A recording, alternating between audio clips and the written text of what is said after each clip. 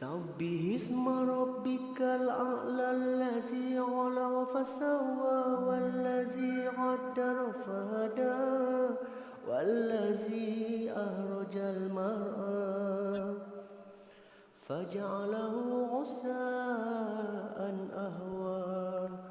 سنقرئك فلا تنسى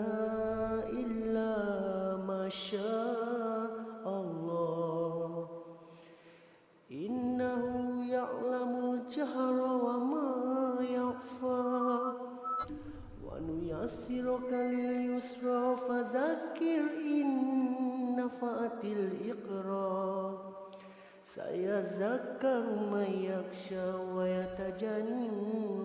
الأشقى الذي يصلى النار الكبرى ثم لا يموت فيها ولا يحيا قد أفلح من تزكى وذكر اسم ربه فصلى